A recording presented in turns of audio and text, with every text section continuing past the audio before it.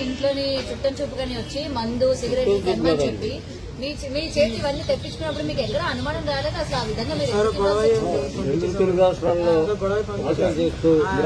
Police వారు తిరగబడి ఒక జర్నలిస్ట్ని కాలేజీకి వచ్చి ఇచ్చేస్తే మా అమ్మాయి బీదేశీ కాలేజీలో బీటెక్ చదువుతుంది. బీటెక్ చదువుతూ కాలేజీ నుంచి ఇంటికి వచ్చేకి ఇట్లా లేడీ గారు ఆలోచన చేస్తుందని చెప్పి తెలిసి పప్పారు వెళ్ళి చూసేస్తారు సరే అని ఉంది. ఆమె టూ వీలర్ ఉంది. ఆ టూ వీలర్ వేసుకెళ్ళి వెళ్ళి చూస్తే అక్కడ పోలీసు వారు ఏమన్నారంటే అమ్మాయి ఇంతమంది 6 లేడీస్ ఉన్నారు, ఆమె బట్టలు తీసి పుట్టమాడేసింది, ఎవరైనా ధైర్యవంతులు ఉంటే వెళ్ళి ఆమె బట్టలు కట్టండి అని చెప్పి అన్నారు. అయితే నా కుమార్తె మొదటి నుంచి ధైర్య సాహసం పెంచాను, కొంతకాలం సరాటగా నేర్పించాను. అయితే ఆ ధైర్య సాహసానికి వెళ్ళి ఆమె బట్టలు కట్టినాక ఆ పోలీసులు ఏమన్నారంటే దయచేసి అమ్మ చిన్న పాప అయినా సరే ధైర్యం తెలియవు, కొంచెం అదే చేతులతో మా పోలీసు ఎక్కిస్తామని చెప్పి పోలీసు ఎక్కించి మా అమ్మాయి ఆమెతో కూడా పోలీస్ స్టేషన్ వరకు తోడుకుని వచ్చి పోలీసు ఆడుతుంది మా అమ్మాయి. ఆ టైంలో మా అమ్మాయి దగ్గర నుంచి ఫోన్ నెంబర్ తీసుకుని అప్పటి నుంచి ఫోన్ ట్రాకింగ్ లో వచ్చింది మా అమ్మాయి.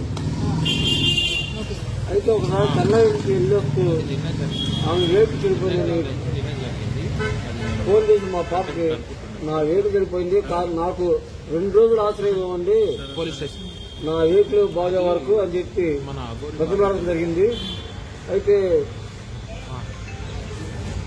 చెప్పండి ఫస్ట్ మీకు 2 రోజులు టైం ఇచ్చారు కదా స్టార్టింగ్, తర్వాత మళ్ళీ 5 days వచ్చి మీ ఇంట్లో ఉంది అని అంటున్నారు. మీరు చెప్పిన విషయం అది మళ్ళీ ఓకే ఫస్ట్ టైం అంటే ఓకే వచ్చింది అడిగింది షిప్పింగ్ చేస్తానని చెప్పి వెళ్ళి కార్ తెచ్చుకుని షిప్పింగ్ అవ్వలేదు ఇంకా ఉంటానని చెప్పి అంటే మా మిస్సెస్ ఏం చేసిందంటే బ్యాగ్ బట్టలు మొత్తం కూడా మా ఇంటి గేట్ ఒక చేసింది. ఇప్పుడు అఘోరి మీకు డబ్బులు ఇచ్చింది అని అంటున్నారు, ఎంతవరకు నిజం? అఘోరి నుంచి మేము రూపాయి ఎరగము, కాకపోతే నా దగ్గర నుంచి 45,000 రూపాయలు ఖర్చు పెట్టించింది. మీకు రూపాయి కూడా పెట్టలేదా? మీ అమ్మాయికి సంబంధించి ఇలా మీ అమ్మాయిని నాకు పంపించండి అని చెప్పి డబ్బులేమి ఇవ్వలేదా? డబ్బులే ఇవ్వలేదు, కాకపోతే మీ అమ్మాయి పంపించండి, మీ అమ్మాయిని ఒక సాధకాలను మంచి ప్రయోజనాలు చేస్తాను అని చెప్పని 3 కోరు చెక్ రాసింది. చెక్ రాస్తే మేము బిడ్డను నమ్ముకోము, నా కూతురు నాకు కావాలని చెప్పి ఆ చెక్ మా బాబు ఇచ్చేసాడు. అంటే నాకు మాట వాక్సరి రాదమ్మా, నాకు బెయిల్ టోకెన్ రాలేదు. అప్పుడు అంటే ఎలా చేసుకుంటాం సార్, చేతులు మధ్యలో వేస్తూ చేస్తున్నాం. అప్పుడు చేసినప్పుడే సడన్గా డోర్ తీసాను. డోర్ తీసినప్పుడు ఏం జరిగిందంటే తను గట్టిగా నమ్మ కలిసింది, తను కొంచెం భయపడ్డాడు. తర్వాత తనే పిలిచి నేను మేము కూర్చోస్తున్నప్పుడు మనం వచ్చేస్తున్నాను తర్వాత మళ్ళీ డబ్బులు ఇచ్చి మన దేర్ బాటిల్ తెప్పించడం.